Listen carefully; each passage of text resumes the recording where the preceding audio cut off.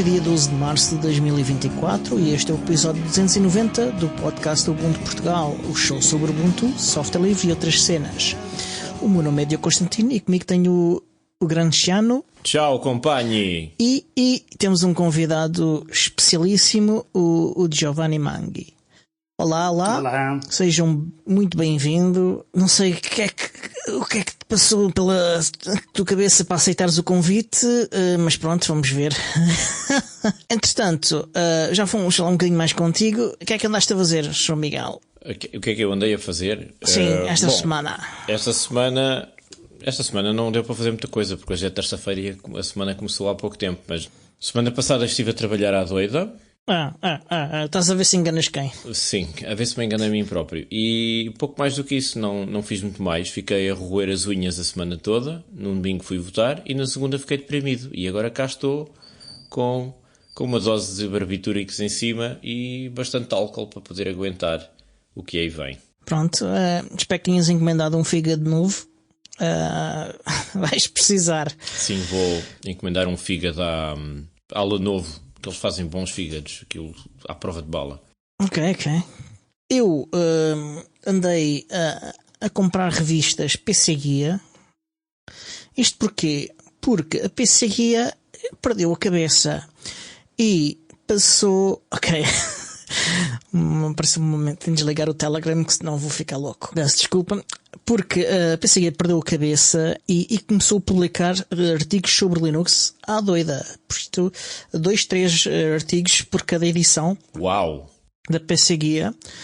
E sobre Linux e sobre software livre. Atenção. Sim, eu creio que apanhei quase completamente por acaso dos primeiros números da PC Guia com isso, em que estava lá um artigo do Hugo Peixoto e de uma pessoa que eu me lembro de ter conhecido há muitos anos atrás, é o Tiago Ranhoso, não era Tiago Ranhoso, era outro nome, Tiago Rancor, era um nome assim estranho. Não. E tinha lá um artigo dele também. Pronto. O mais recente tem mais um artigo do Peixoto, neste caso sobre o Matrix, e tem um artigo do Pedro Troia, que é o editor da revista, dedicado ao Elementary OS, um derivado do Ubuntu. Quer dizer, portanto, que a PC Guia pode esperar um aumento das vendas em flecha, é isso? Por causa sim, a acompanhar o aumento do Linux no desktop a nível mundial, que tem estado a crescer e está praticamente a atingir aquilo que eu disse que ia atingir. Nas previsões. Exatamente. Lá vem o bruxo de Faf. Tu vais ver que este ano ainda vai ser o ano do Linux no desktop. Mas isso é sempre. O ano do Linux no desktop é sempre que mais uma pessoa adota o Linux no desktop. E fica contente. Então vá, pessoal, já sabem qual é a recomendação. Todos a correr à vossa tabacaria comprar a PC Guia. Vai ser o slogan do podcast daqui por diante. Não sei, para apoiar a comunidade. Não sei se alguma vez tiveram uma papelaria na Alemanha. A quantidade de revistas em alemão que há sobre a Linux e open source é impressionante. Por acaso não tenho noção. Mas há mercado. Bem, se há essas todas é porque deve haver mercado para isso, não é? Claro. Mas em papel. Em papel, ou seja, as pessoas que trabalham com internet e computadores compram revistas em papel. Curioso. Sim, eu vou assinar porque não quero. Eu vou assinar e quero a versão só digital porque não quero comprar mais papel. Esta jogada da PC Guia ganhou aqui um novo assinante. Eu também deixei de comprar publicações em papel. Até era assinante de umas quantas e depois...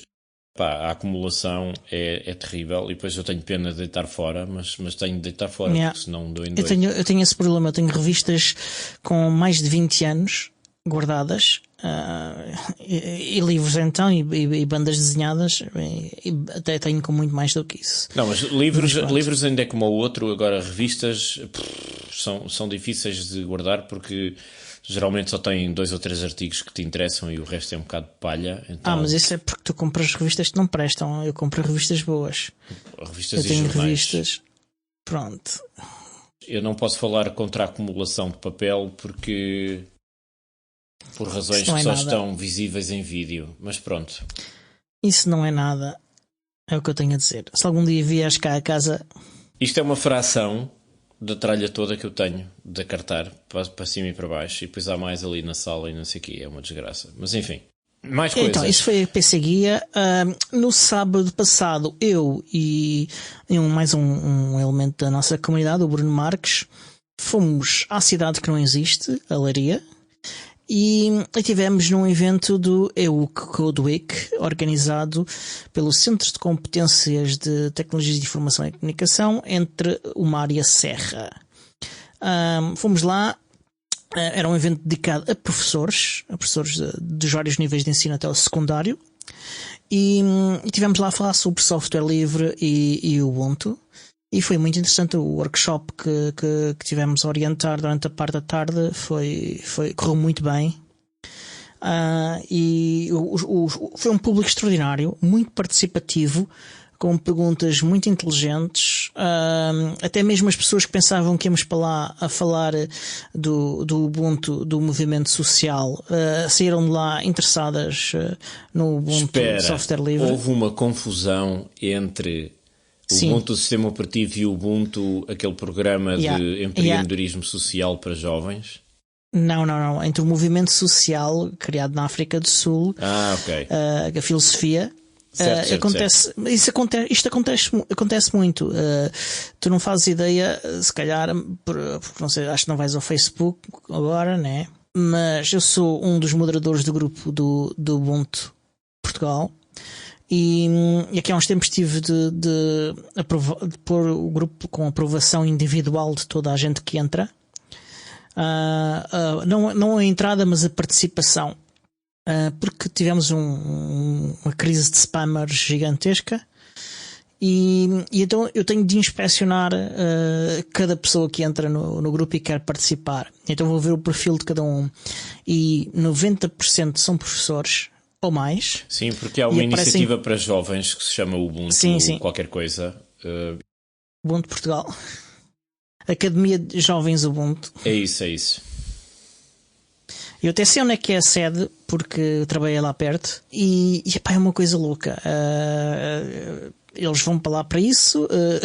Eu deixo-os entrar quando é esse caso. Só bloqueio spammers mesmo.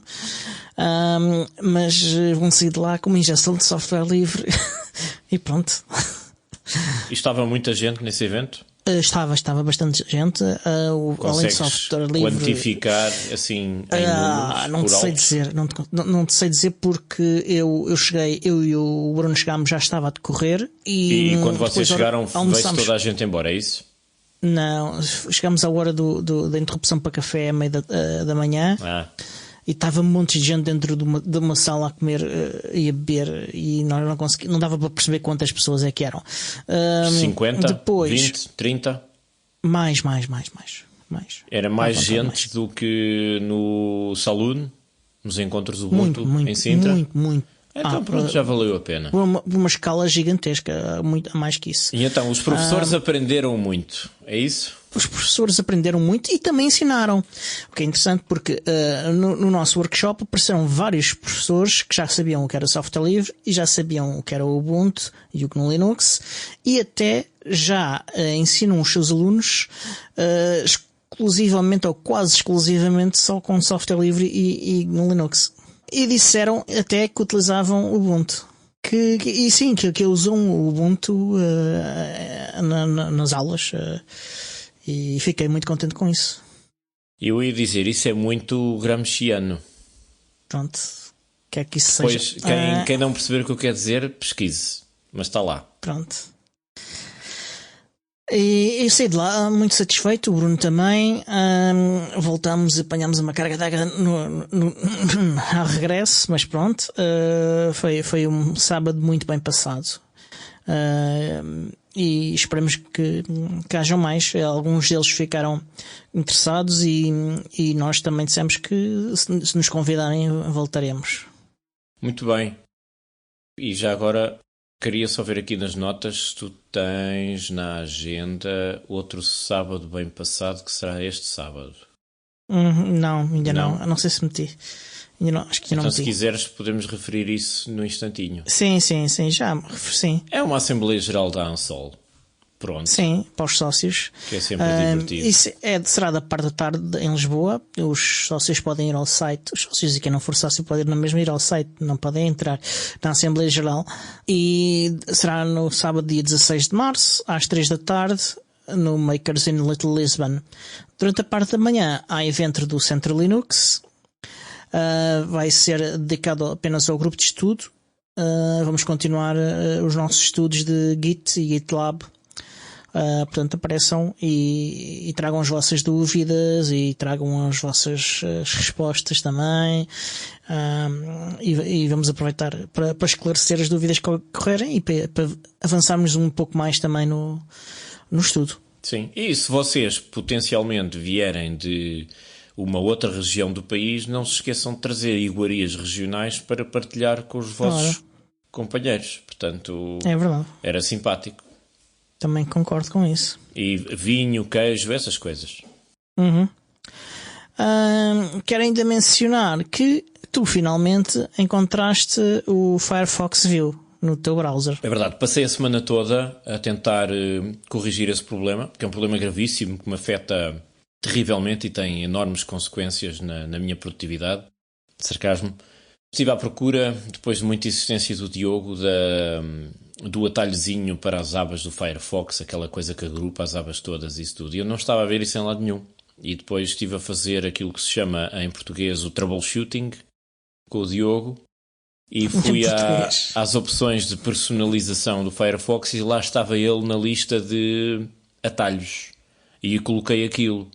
Explorei, achei imensa piada e voltei a tirar porque não preciso. Pronto. É assim. Um dia vais precisar e não tens. Vamos lá ver uma coisa. Mais vale ter e não precisar do que precisar e não ter. Não é? É verdade. Então, essa é que é a ciência do mundo GNU Linux. É a personalização. Exato. Ferramentas ao seu dispor. Software livre. Snaps da Mozilla. Não concordo muito. Mas pronto. Entretanto, hoje temos cá o Giovanni, o nosso convidado. Giovanni, fala-nos um pouco de ti. Quem és tu? O que é que tu fazes na vida? Para onde vais? Essas coisas. Ok. Olá a todos. Pronto, pelo sotaque, pelo nome, provavelmente já perceberam que não sou português, sou italiano, mas vivo cá há 20 anos. E no 2008, 2009 tive a ideia de abrir uma empresa que oferecesse serviços exclusivamente usando só software livre e software open source. Specificamente num campo que é aquilo do sistema de informação geográfica, que é a mesma área onde que trabalha a Joana, que já percebia é convidada frequente cá neste podcast. Pronto, portanto já se pode dizer há bastante tempo que estou diretamente envolvido com open source. Já fiz, mas continuo a fazer muita evangelização de uso de open source, mais de certos aplicativos desta área do que propriamente Linux, mas Linux é uma peça fundamental também para o que fazemos. E, a minha experiência com Linux e com o software open source vem de muito longe. Eu tenho 2 irmãos, um dos quais sempre trabalhou num contexto académico e ele trouxe para casa no início dos anos 90 agora uma máquina, um computador, e instalou imediatamente uma das primíssimas versões de Linux que apareceu. Ainda te lembras qual é que era? Não me lembro a distribuição, mas me lembro que era uma altura em que a internet ainda não tinha chegado às casas das pessoas, mas eu conseguia usar a internet na universidade e me lembro ir a procurar drivers para a placa gráfica em repositórios FTP na Finlândia, coisas deste género, coisas bastante divertidas. Depois voltei a usar Linux no fim dos anos 90, quando Como estudante eu ajudei a criar uma associação de estudantes, então tínhamos uma rede informática baseada em Linux. E depois posso dizer que o salto grande eu fiz a metade dos anos 2000, quando houve 3 episódios que foram o ponto de viragem para mim. Estes episódios, coisa que foram uma cadeira de um mestrado na Universidade de Évora, onde que o professor desta cadeira empregou um dia de 6 desta cadeira a ensinar a piratear o software que íamos usar, e isso me deixou muito revoltado, honestamente. Depois, o outro episódio foi, naquela altura estava a iniciar, ou ainda tinha a ideia de querer fazer o investigador, depois esta ideia me passou, mas naquela altura, como ainda estava a pensar nisso, estava a mastigar dados para escrever artigos científicos, e descobri que o software proprietário que estava a usar estava a devolver resultados errados, e a razão era que de forma completamente silenciosa mudava os parâmetros da análise e, portanto, que os resultados saíam errados. Isto para mim foi muito chocante. E o terceiro episódio, sempre naquela altura, foi o aparecimento de um artigo científico. Eu, para que seja claro, não sou engenheiro, não sou geógrafo, sou um biólogo. Portanto, um artigo científico na área da biologia da conservação, onde que se fazia o caso do uso do software open source para que trabalhasse naquela área. E estas 3 coisas juntas, para mim, foram um ponto de viragem. Eu, daquele momento, decidi usar só software open source, e depois, no momento em que decidi abandonar a carreira académica e abrir a empresa, continuei com esta filosofia, e ainda cá estamos, agora sem querer agoirar, mas espero que continue. Tens sentido nos últimos anos, à medida que vais desenvolvendo a tua atividade, que há mais abertura, menos abertura para software livre, ou está tudo mais ou menos na mesma? Sim, as coisas estão a mudar. Pelo menos relativamente à nossa área, portanto, a área do sistema de informação geográfica, estão a mudar por uma razão que eu acho positiva.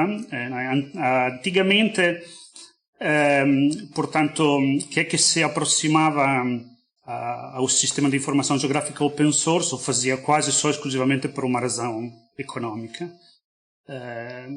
Portanto, a razão era puramente aquela de não ter que gastar dinheiro, e às vezes isto queria dizer muito dinheiro em compras de licenças. Nos últimos anos, a questão se está a virar mais para uma questão meritocrática, ou seja, o software evoluiu imenso, e hoje em dia ninguém pode tentar afirmar ou tentar demonstrar que o software open source para o sistema de informação geográfica não seja suficientemente bom. E, portanto, com provas dadas, há já muitas administrações, empresas que usam o SIG open source porque é muito bom. É muito bom do ponto de vista de performance, de funcionalidades, etc, etc.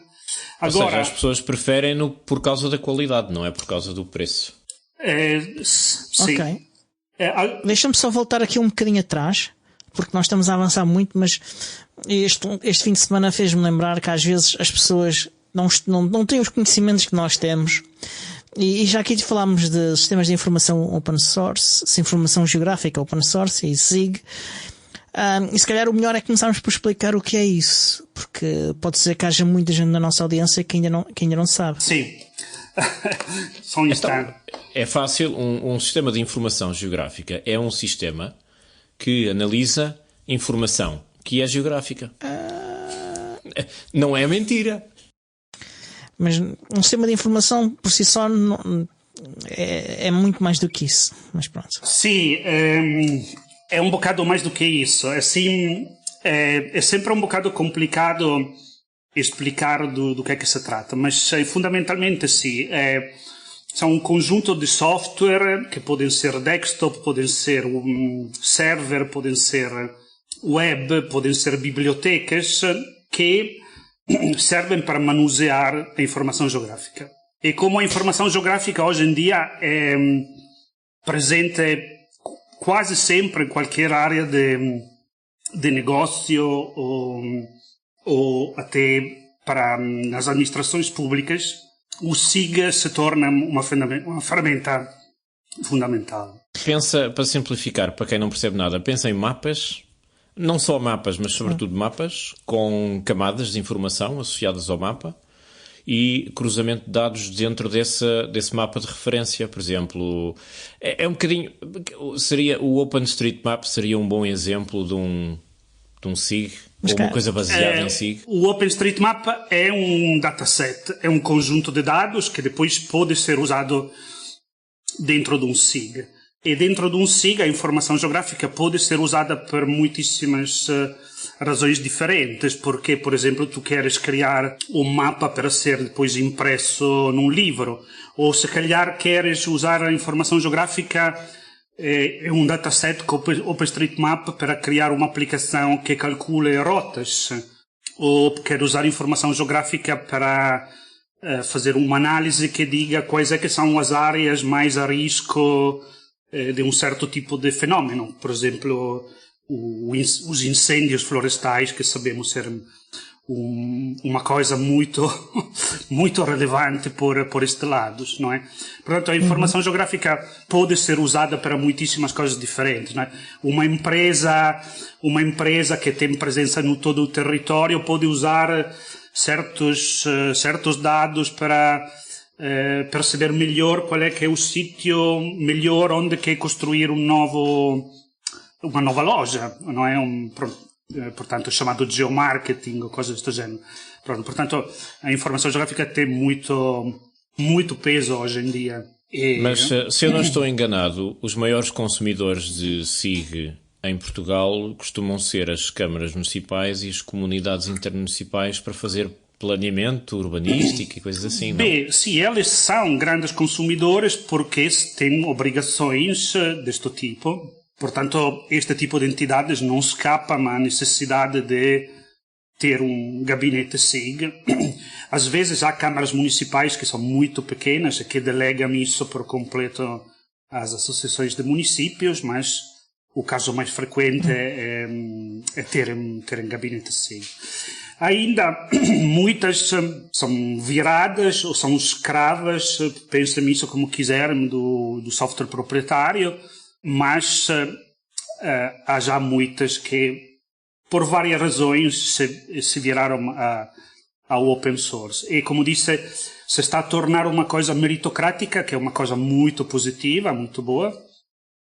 Agora, a questão, se alguém que está a escolher usar o software open source, porque também se apercebe dos aspectos positivos que vão além do custo ou da falta de custo, e, como disse agora, hoje em dia, por a questão meritocrática, isso ainda muito pouco. Ou seja, a tendência, me parece que seja uma coisa normal, é as pessoas, entidades, escolherem a ferramenta que sabem pode ser usada para chegar a um certo objetivo. Agora, que façam isso pensando que a coisa é positiva também pelo software ser aberto, isto já menos, há muita menos consciência acerca disso. E da tua experiência, os decisores, as pessoas que tomam decisões em relação à contratação de software, têm conhecimentos para fazer essa distinção? Não, em Portugal não. E são aconselhados por alguém que tenha? Na minha experiência, desde, como disse, 2008 ou 2009, negativo. Tenho muita pena porque, por exemplo, em Itália já há muito tempo que há muitas administrações públicas que contratam especificamente procurando empresas nos concursos públicos que tenha uma experiência em software open source, com provas dadas de contribuições de código nos projetos open source e por aí fora. Eu cá em Portugal ainda não vi isso, muito pelo contrário. E que software, nesta área é que é mais popular e mais não só pelas câmaras municipais, mas em geral, o que software e para que é que ele serve a cada um desses softwares? Queres que faça exemplos de open source, claramente, não de proprietário? Sim. Pronto, sim. Uma peça fundamental para quem que faz SIG, ou que precisa usar SIG, uma ferramenta desktop, portanto instalada em computadores de trabalho. E neste sentido, hoje em dia, já há algum tempo, o software SIG open source de referência se chama QGIS. Antigamente se chamava QuantumGIS, ainda muitas pessoas que chamam QuantumGIS. Este é o logotipo do QGIS. Sim. Neste momento estamos a ver um autocolante com o logotipo do QGIS. O site é qgis.org. Porque tudo parte do SIG Desktop.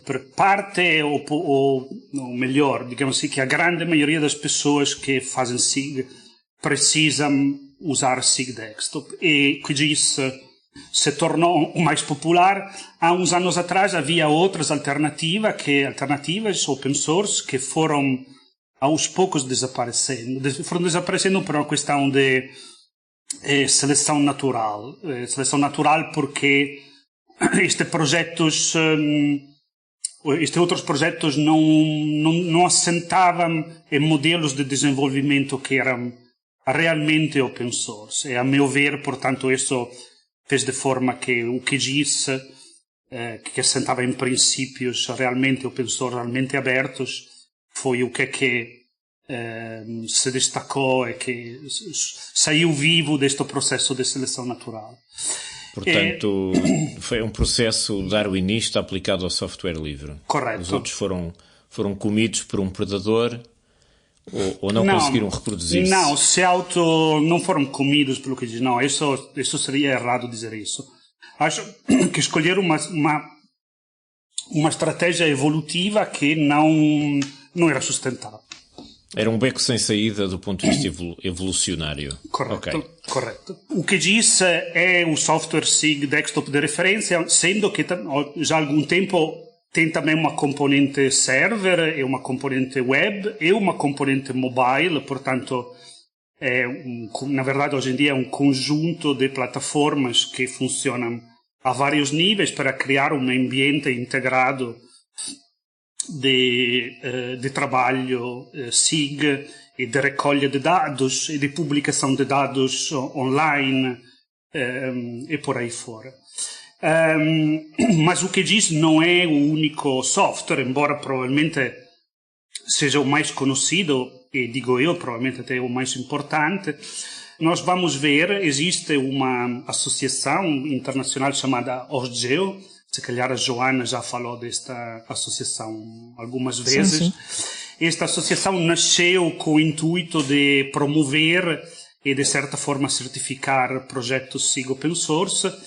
E se vamos ver no site da OSGEO, que é osgeo.org, podemos ver que lá há o QGIS, mas há outro software SIG open source, muito, muito importante. Há, por exemplo, algumas bibliotecas de base que servem para manusear a informação geográfica, que são de tal forma tão importantes que, uma destas em particular, são tão importantes que o sponsor principal do desenvolvimento desta biblioteca é a maior empresa de software SIG proprietário do mundo, porque é uma peça fundamental também do software deles. Ok. Isso é um grande sucesso. Sim, sim. Fiquei curioso com uma coisa que tu disseste há bocado, eu não tive a oportunidade de esclarecer, mas quando o Diogo te perguntou, ou já não me lembro quem perguntou, sobre... Não, fui eu que perguntei. Sobre o grau de conhecimento que os decisores têm em relação ao software livre. Isso tu disseste, em Portugal, não. Conheces outros exemplos de outros países em que isso se faça de maneira diferente? Beh, sim. Muito do sucesso no desenvolvimento deste software entre 2010 e 2020 foi possível pelo investimento de várias administrações públicas suíças, alemãs e austríacas. Eu tenho a impressão de que o contexto italiano também é frutífero nesse aspecto, eu estou enganado? Mais ou menos, sim. Há algumas entidades públicas. Eu não trabalho, a minha empresa não trabalha frequentemente com a Itália, mas pelo que é que vejo, o que é que vi no passado, sim, há algumas, pelo menos, entidades que são as regiões que perceberam bem, ou pelo menos tinham tempo pessoas, decisores que tinham percebido bem quais é que são as implicações e num sentido ou no outro de usar o software open source. Ou seja, usamos open source porque funciona, porque tem elevado desempenho, porque é seguro, porque o podemos personalizar e é nosso dever contribuir de volta, que seja código, que seja dinheiro, que seja documentação. Sim, isto ouvi também em Itália. Eu, desde que abri a empresa cá em Portugal isso nunca ouvi uma única vez. Curioso. Ou não. Mas, Diogo, só para dar aqui um bocadinho de contexto, que é uma história curiosa, não tem assim grande relevância, mas tem piada. Eu conheci o Giovanni em 2009, precisamente no ano em que eu descobri o mundo de GNU Linux completamente por acaso e comecei a experimentar no meu computador pessoal. Depois, o que aconteceu foi que eu estava a trabalhar numa associação em Évora e decidi converter a associação toda a Ubuntu. Na altura era o 9 ponto qualquer coisa, não me recordo qual era a distribuição exata. Ainda usam Ubuntu hoje em dia. Parênteses. Ok. Estava com medo. Temos de fazer uma visita. Temos de lhes fazer uma visita, ir lá e ajudá-los com algum problema que eles estejam a ter e se calhar gravar um episódio lá. Olha. Mas pronto, eu trabalhava nessa associação e decidi que era muito mais vantajoso para todos. Eles tinham um parque de vários computadores, alguns em segunda mão, que eles tinham para aí o quê? 10 computadores talvez. E numa noite fiquei a fazer serão e instalei aquilo nos computadores todos em dual boot. No dia seguinte foi o pânico geral, mas houve ali um trabalho de pedagogia, de acompanhar as pessoas e tal. E foi nessa altura que eu senti necessidade de ter apoio informático. E fiz vários contactos para ver se havia alguma empresa disponível e foi aí que eu conheci o Giovanni. Lembro-me que nesse dia tive várias entrevistas com várias empresas de software e chegavam lá e só me queriam vender pacotes de não sei quê, orçamentos ridículos, passar tudo para Windows ou comprar computadores novos, etc, etc. E o Giovanni foi a primeira pessoa que se sentou no escritório, olhou para aquilo e disse: mas isto é fácil, isto Linux, ótimo, siga. Nós depois damos apoio, fazemos isto e isto e isto, por um valor razoável, e passaram a dar apoio a essa associação. O Luís Ribeiro está aqui a dizer no chat: Dual Boot, devias ir preso. Eu devia ir preso... Não, eu fiz Dual Boot por uma razão muito simples. Há um período de adaptação. E se as pessoas que estão a usar as máquinas não souberem funcionar com elas, têm sempre essa rede de segurança de poderem voltar atrás. É para ajudar a ultrapassar uma barreira mental. Porque se o processo for traumático e elas ficarem condenadas a usar aquilo que eu quero que elas usem, o processo depois é contraproducente, porque elas vão sentir-se presas ou isso. Sabendo que têm o sistema antigo disponível a algures para continuar a usar, se for preciso, dá-lhes essa flexibilidade para poderem passar a outra fase. Eventualmente o Dual Boot acabou e acabámos por formatar aquilo tudo. O Dual Boot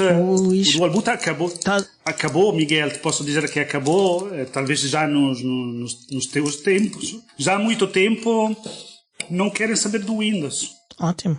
Temos mesmo de fazer uma Mas eu visita. lembro-me que na altura tinha lutas com a contabilista porque ela precisava de usar um software qualquer proprietário que só corria em Windows.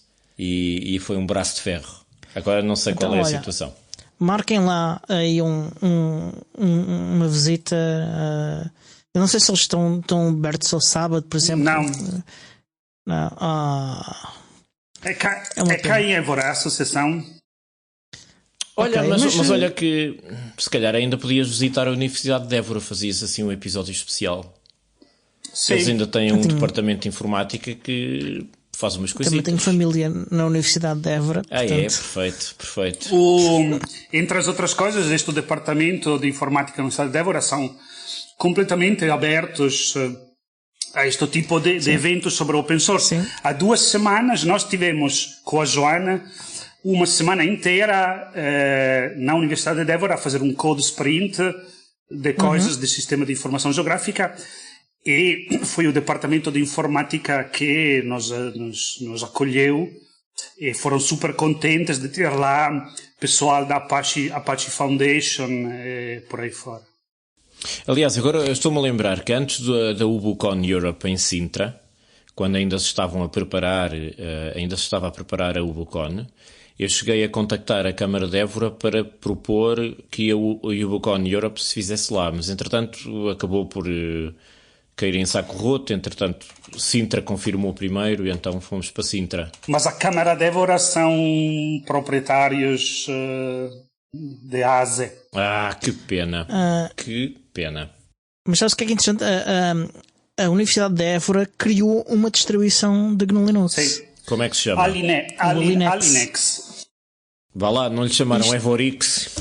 Não. É o Alinex, que era uma distribuição irmã da Guadalinex, que foi criada pela comunidade da Extremadura. Que diabo é que quer dizer Alinex? Qual é a origem do nome? Alentejo. Alentejo. Ai, sou tão burro. Pois, Alinex, Alentejo, ok. Certo.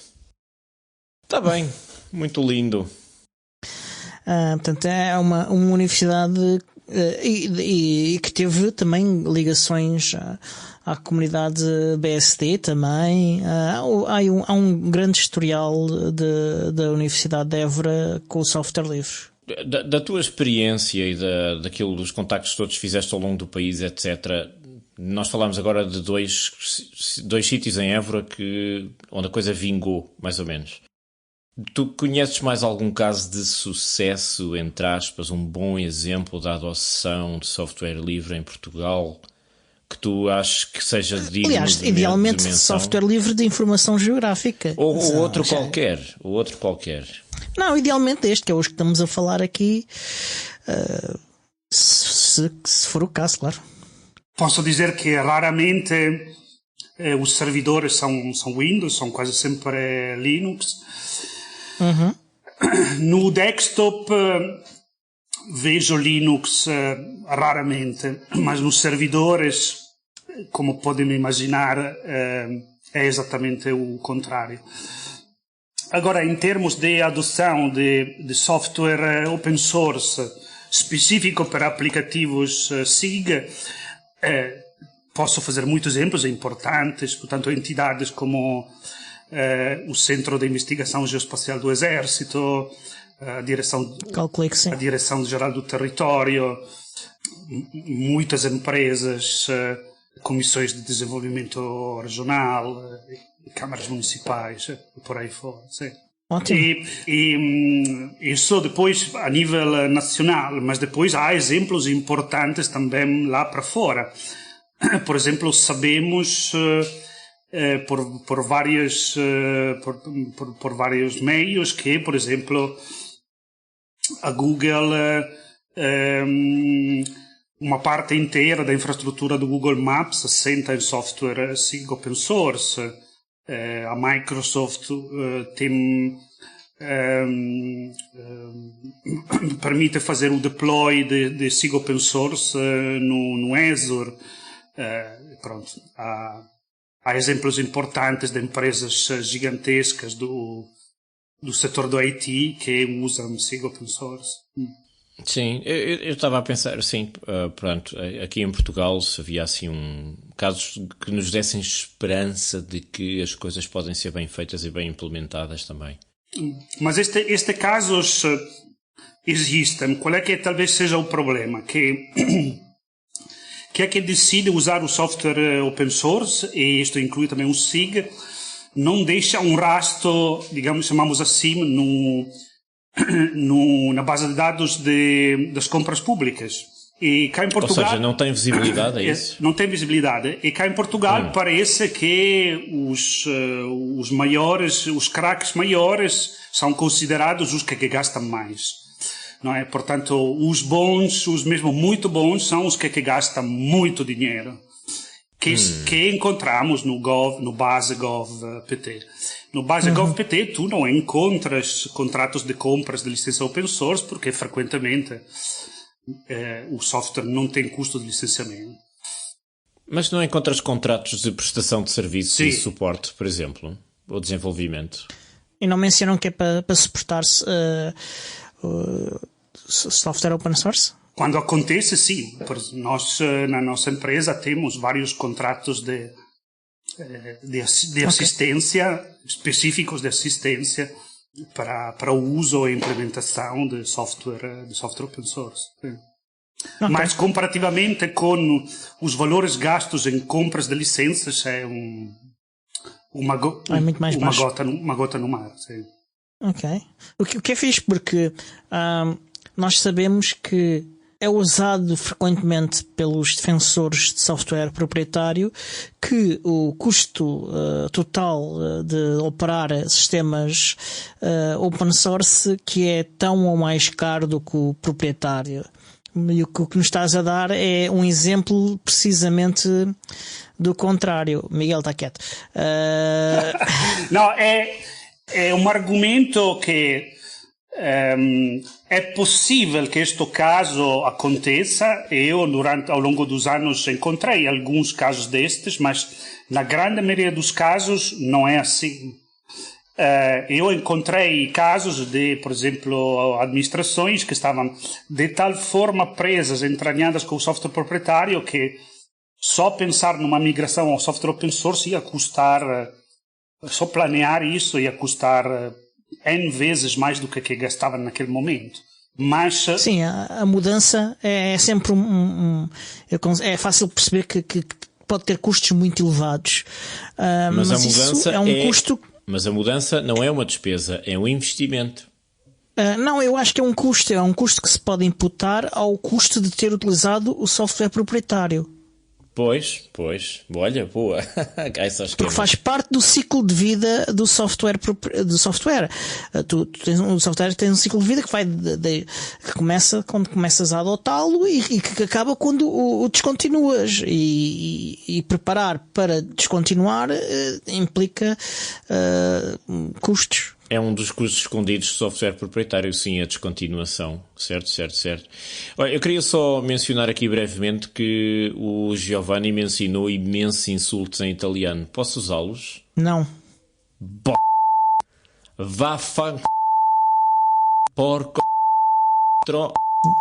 Está quieto. Tu não te lembras, mas eu te ensinei também como se lida com a assistência aos clientes de empresas que não resolvem os problemas dos clientes pagantes. É verdade. Eu cheguei a ver isto ao vivo e aprendi como usar linguagem muito colorida para falar com pessoas ao telefone. Foi uma experiência que guardo até hoje. E às vezes acordo à meia-noite a gritar, graças a essa experiência. Muito bem. E, Miguel, mais perguntas. Hoje és tu que tens de liderar isto, pá. Então. Tens que ser tu hoje, pá. Tu é que não tens mais tens perguntas? Conhecimento desta área. Epá, tenho uma. E como é que é a comunidade de sistemas de informação geográfica open source em Portugal? É óbvio que ele não vai dizer mal, não é? Epá, não sei. Ele pode ter algum ódio de estimação, a gente não sabe. Sabemos que está lá a Joana Simões, para começar. Sim, um ponto de referência importante. Queria só esclarecer os telespectadores que Giovanni está a beber algo de uma garrafa e eu desconfio que não é água. Obrigado. Exatamente, deve ser bagaço. A comunidade, digamos que podia ser melhor. Houve um momento de grande entusiasmo, que foi, mais uma vez, a volta de 2009, 10, 11, por aí fora.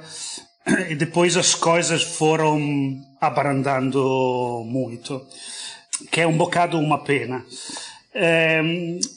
Acho que um dos problemas é não haver massa crítica. Nós estamos a falar na última análise, de um nicho, uma área que é um bocado de nicho. Apesar de ter aplicações muito transversais, não deixa de ser uma área de nicho. Mas eu de vez em quando vejo encontros de utilizadores de QGIS. Sim, estamos a tentar manter isso vivo, porque houve uma paragem já antes da pandemia, depois houve a pandemia.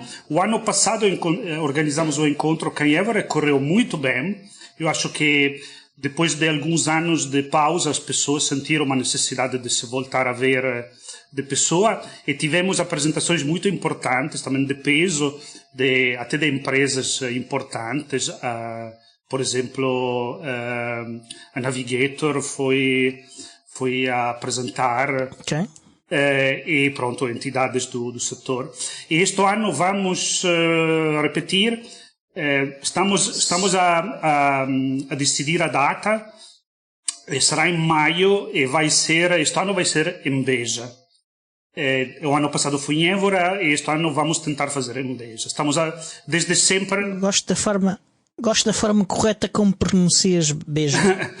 Estamos já há algum tempo, a ideia é aquela de tentar sair dos centros do costume, portanto Porto, Lisboa, Coimbra, e vamos ver. Se correr como o ano passado, vamos estar muito contentes. Até porque o ano passado a coisa correu tão bem que conseguimos fazer uma doação substancial ao projeto QGIS.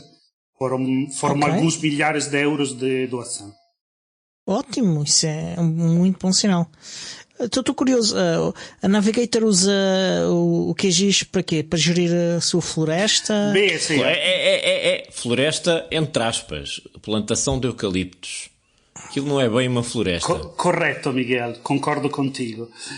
Mas sim, eles não usam só software open source, usam também software proprietário, mas usam a vários níveis, por exemplo, para fazer levantamentos de campo, para manter a informação geográfica deles arrumada para analisar. Uhum. Se tiverem interessados em ver o que é que apresentou o ano passado, o grupo QGIS Portugal tem um site que é qgis.pt, e em breve já iremos atualizar com as informações do encontro deste ano. Pronto.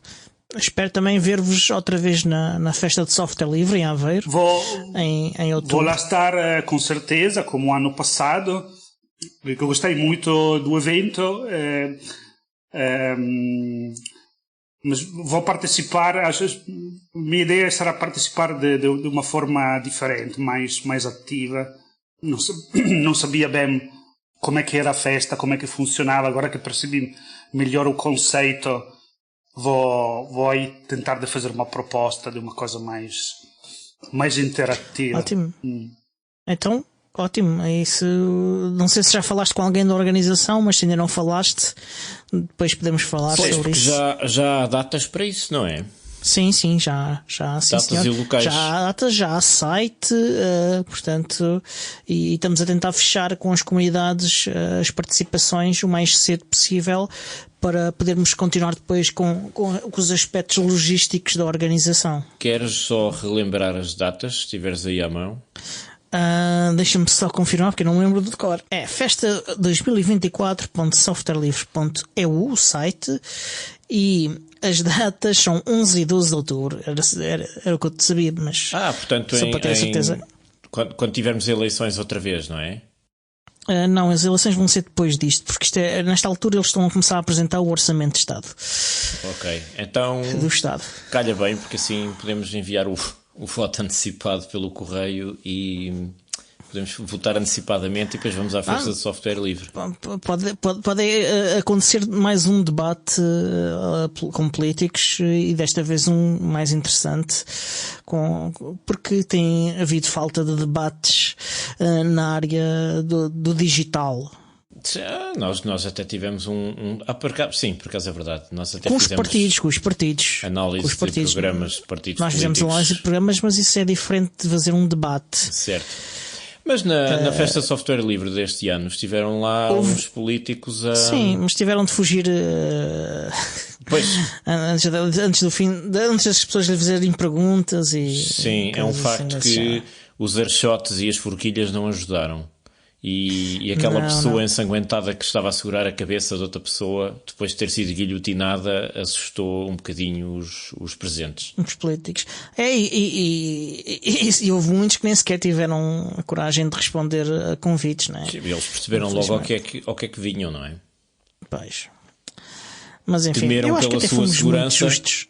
Eu acho que até fomos quer aqui no nosso podcast, quer na Voz dos Direitos Digitais, até acho que fomos bastante justos com todos os partidos. Dissemos as coisas como os víamos, obviamente, mas não fomos injustos, não creio. Sim, não é por aí. Não, eu estava só a pensar na festa do software livre, um político profissional, um político de carreira, vamos chamar-lhe assim, chega lá com o seu fatinho bem vestido e tudo, e depois vê aquele bando de barbudos de sandálias e pensa, eu não posso, isto é perigoso, não posso estar aqui. De calções. E de calções em pleno inverno. Estou a exagerar, porque há políticos de carreira que não vestem fatinho. Que fazem assim também são assim. E que também são barbudos. Mas e andam de calções no inverno. Exato. Mas pronto. Miguel, mais perguntas... Eu não sei se vamos ter tempo para mais perguntas. São 8 horas. Temos um bocadinho. Falta 1 minuto ou 2. Giovanni, aproveitando os últimos minutos, tu tens mais alguma coisa para dizer que achas importante fixar e comunicar com a audiência? Insultos em italiano, o que tu quiseres. Insultos em italiano agora há poucos minutos não chegam. É preciso 20 minutos pelo menos por cada insulto. Sim, só para as bases são precisos 20 minutos, exato, não sim, dá. Então uma comunicação final antes do dia de reflexão.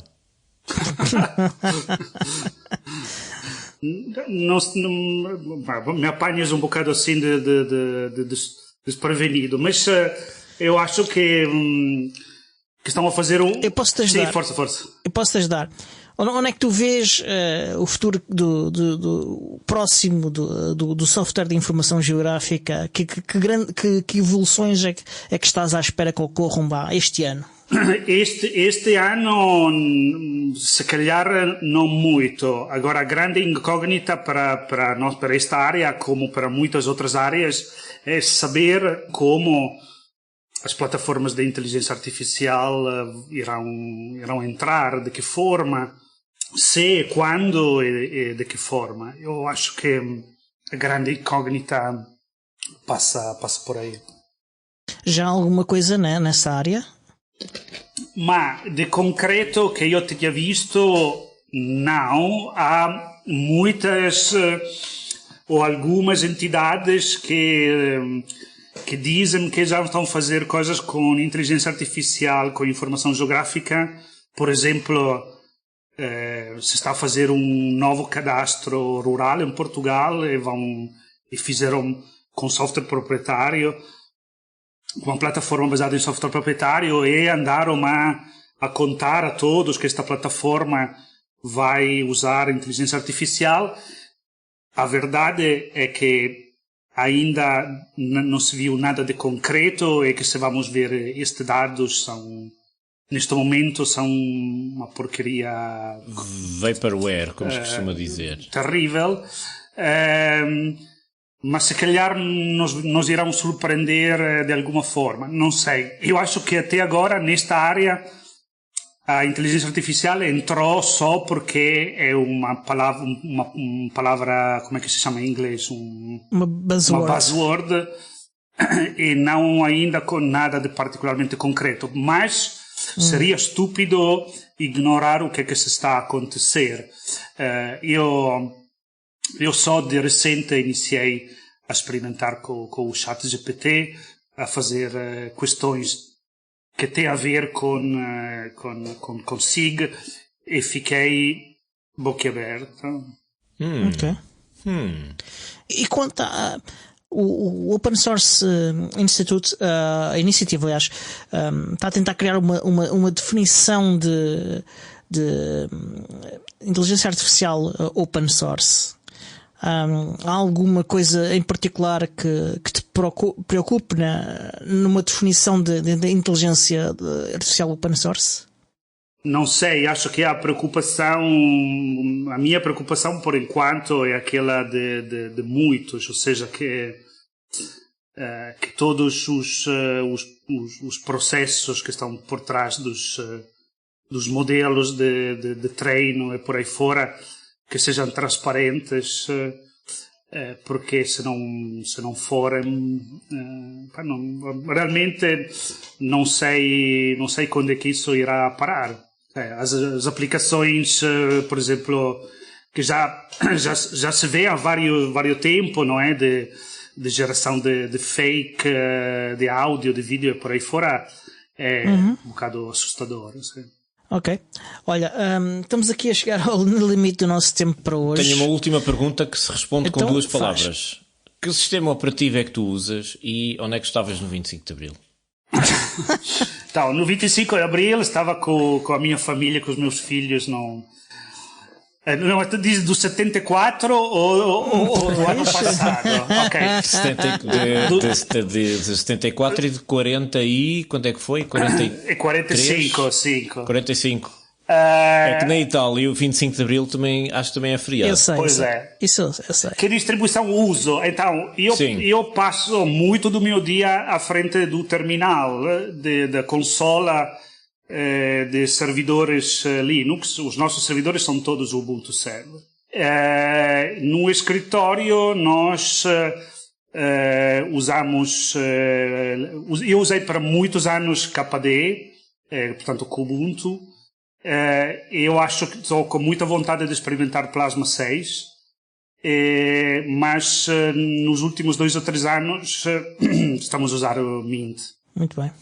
Muito bem. Olha, onde é que as pessoas te podem encontrar se quiserem procurar-te na internet? Podem procurar os contatos no site da nossa empresa, é naturalgis.pt. O logotipo. O logotipo é o nome. E temos, para quem estiver a ver o vídeo. Temos o escritório físico, temos em Évora. Ok.